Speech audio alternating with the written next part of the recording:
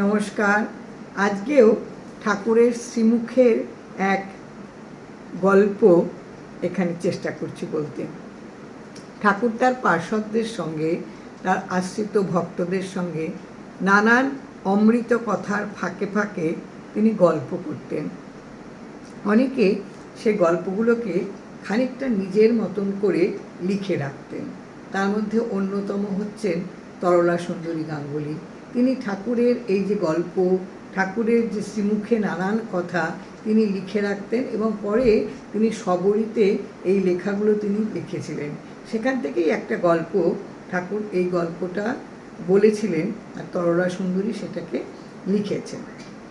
ছৈয়াদ খাঁ নামে একজন ভদ্রলোক, তিনি বেশ বড় লোক ছিলেন। তার বাবা ঠাকুরদার বেশ সম্পত্তি ছিল এবং এই ছৈয়াদ খাঁ সেই সম্পত্তিগুলোকে ভোগ করে করে তিনি ওই নিজে উপার্জন কিছু করতেন না, এই বাপ ঠাকুরদার সম্পত্তি তিনি ভোগ করতেন। তিনি সেগুলোকেই তিনি ব্যবহার করতে করতে আস্তে আস্তে তার স্বভাব এবং চরিত্রেরও খানিকটা অবনতি হলো এবং এমন এমন পরিবেশে সে যেতে শুরু করলো যেখানটায় তার ধ্বংসই হয়, কখনো উন্নতি হয় না। ধীরে ধীরে তার যা সঞ্চিত ধন সমস্ত শেষ হয়ে গেল, একেবারে কপর্দক শূন্য হয়ে গেল। তখন তার মনের মধ্যে হলো যে এবার তাহলে আমাকে একটা চাকরি খুঁজতে হবে। চাকরি খুঁজতে গিয়ে দেখলো মন মতো মনিব সে কাউকে পাচ্ছে না। যেহেতু সে খুব বড় লোক ছিল, তাই কাজেই তার মনের মধ্যে হলো যে বেশ বড় লোক নামজাদা মনিব তার হবে, কিন্তু তা কাউকেই সে খুঁজে পেল না। এরকম তার মনিব হবে এরকম কোনো লোক সে খুঁজে পেল না। এবার একদিন তার কানে এলো যে তার এক মেয়ে বান্ধবীর বাড়িতে নাচের আসর বসেছে। তার মনে হলো যে ওখানে যাই, যদি আমার মনিবের কোনো সন্ধান পাই। সেই নাচের আসরে ঢুকেছে এই ছৈয়াদ খাঁ। ঢুকে দেয়ালে একটা ছবি রেখে সকলের মাঝখানে, ওই নাচের আসরের মাঝখানে চিৎকার করে উঠল, এই তো আমি মনিব পেয়েছি, এই মনিবের অধীনেই আমি চাকরি করব, আমার আর চিন্তা নেই। এবার এতগুলো লোকের মাঝখানে হঠাৎ করে ছৈয়াদ খাঁর এই কথা শুনে যারা ছৈয়াদ খাঁকে চেনে তারা বেশ হাসতে শুরু করলো যে ওর মাথাটা একদম খারাপ হয়ে গেছে, নাহলে এই বলছে কেন। তখন যে বান্ধবীর বাড়িতে এই নাচের অনুষ্ঠান হয়েছিল সেই বান্ধবী বলল, এটা হচ্ছে রামলালার ছবি, তুমি ওনাকে পাবে বৃন্দাবনে যাও, বৃন্দাবনে তুমি রামলালাকে পাবে। কথা শুনে ও একদম সঙ্গে সঙ্গে বৃন্দাবনের পথে রওনা হলো। পাছে এই রামলালা নামটা সে ভুলে যায়, সেই জন্য অনবরত রামলালার নাম করতে করতে করতে করতে বৃন্দাবনে গেল। বৃন্দাবনে গিয়ে রামলালার যেখানে বাসস্থান সেখানে গিয়ে দেখলো এটা তো একটা মন্দির, এটা তো কারো বাড়ি নয়। কাজে ভেতরে ঢুকলো না, না ঢুকে সে গেটের বাইরে বসে রইল। ভাবলো কোনো না কোনো সময় রামলালা তো বেরুবেন, তিনি নিশ্চয়ই বেড়াতে বেরুবেন, তখন তার সঙ্গে দেখা করবেন, উনি তার মনিব, এটা নিশ্চিত। এবং নিশ্চয়ই রামলালাও বুঝবে যে আমি তার ভৃত্য। এই করতে করতে বিকেল গড়িয়ে সন্ধে গড়িয়ে রাত, রাস্তায় শুধু কুকুর আর শেয়ালের ডাক ছাড়া আর কোনো ডাকই শোনা যাচ্ছে না। তবু সে অধীর আগ্রহে ওই রামলালার দর্শনে বসে আছে। কিছুক্ষণ বাদে বেশ ঝুনঝুন নুপুরের আওয়াজ। এবার একটু সরে, দরজা থেকে একটু সরে গিয়ে বসলো।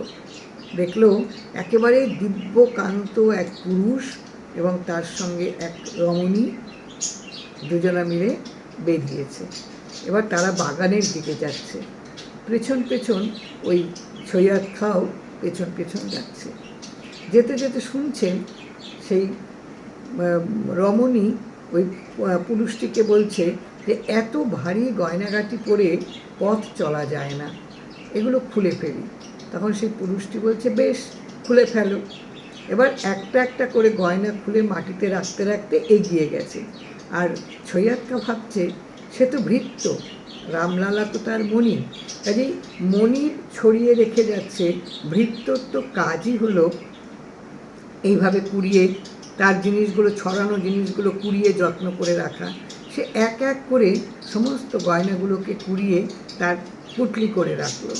এবার রামলালা আর সেই পুরুষ আর সেই ভদ্রমহিলা সেই মহিলা ফিরে গেল।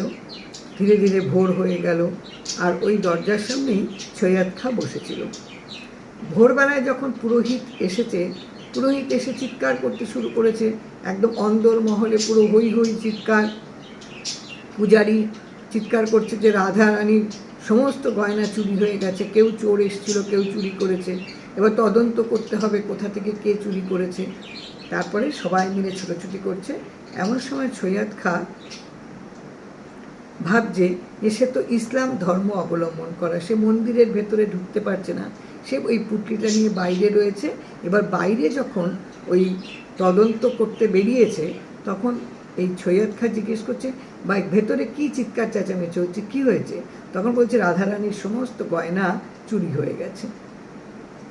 তখন বলছে না, রাধারানীর গয়না চুরি হয়নি, এই যে সব গয়না আমার কাছে, বলে তিনি আগের দিনের রাত্রিবেলার সমস্ত ঘটনা পূজারীর কাছে বলল এবং সকলের কাছে বলল।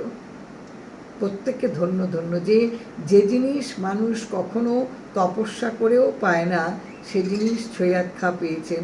আসলে যে যেভাবে তার আরাধ্য পূজনীয় ব্যক্তিকে সে চায়, মনিবকে চায়, সে সেইভাবেই পায়। ও তো মনিবকে নিজেকে ভৃত্য হিসাবে মনিব চেয়েছিল, তাই মনিব ঠাকুর এভাবেই তার কাছে ধরা দিয়েছে। এই সৈয়দ খাঁ যতদিন বেঁচে ছিলেন ততদিন ওই মন্দিরে সে 2 বেলা প্রসাদ গ্রহণ করতে পেরেছেন, এবং তাকে স্মরণ রাখার জন্য আজও বৃন্দাবনে সৈয়দ খাঁর বাজার আছে। এই কথা গল্পটা করে ঠাকুর একটা গান করেছিলেন। সে গানটার মানেটাকেও উদ্ধার করতে পারিনি, আসলে তিনি করেছেন, কিন্তু তরলা সুন্দরী লিখছেন যে নিশ্চয়ই সম্ভবত তিনি গল্পটির শেষে এই গানটি গেয়েছিলেন। তখন তিনি কি বলেছিলেন, সাধারণ মানুষ হিসাবে বোঝা যায় যে প্রকৃত ভক্ত যেমনভাবে ভগবানকে চান, ভগবান ঠিক তেমনভাবেই দেখা দেন। যেমন সৈয়দ খাঁ সাহেব তার মনিব হিসাবে লালাজিকে আকুলভাবে দেখেছিল। ওই যে লালাজির ছবিটা দেয়ালে দেখেছিল, এবং ওই লালাজিকে ওই মুহূর্ত থেকেই তার মনিব হিসাবে সে একেবারে বিশ্বাস করে নিয়েছিল যে ওই লালাজি তার মনিব। একজন মালিক তো প্রত্যেকের লাগে, এই লালাজি তাকে মনিব হিসাবেই তার কাছে ধরা দিয়েছিল। যেমন করে শ্রীকৃষ্ণ ও রাধামা মা যশোদা ভগবানকে পেয়েছিলেন, শ্রীকৃষ্ণকে পেয়েছিলেন, ঠিক তেমনিভাবেই পাণ্ডব কৃষ্ণকে পেয়েছিল সখারূপে। এইভাবেই মানুষ যেভাবে তার মনিবকে সে চায়, তার মালিককে সে চায়, তার ভগবানকে সে চায়, সেভাবেই ভগবান ধরা দেন তার কাছে। কি অপূর্ব গল্প ঠাকুর ভক্তবৃন্দের সামনে বলতেন, এবং আজও এই গল্পগুলো বোধহয় শুধু গল্প নয়, এগুলো আমাদের প্রত্যেকের মনের কাছে এক একটা কিন্তু মুক্ত, এগুলো ছড়িয়ে দিয়ে গেছেন। এবং যে ভক্তরা পেরেছেন এগুলো লিখে রাখতে এবং ভক্ত মহলে এই মুক্ত ছড়িয়ে দিয়েছেন, প্রত্যেকটা ভক্তের কাছে এগুলো কিন্তু এক একটা মণিমুক্ত। জয় রাম, জয় রাম।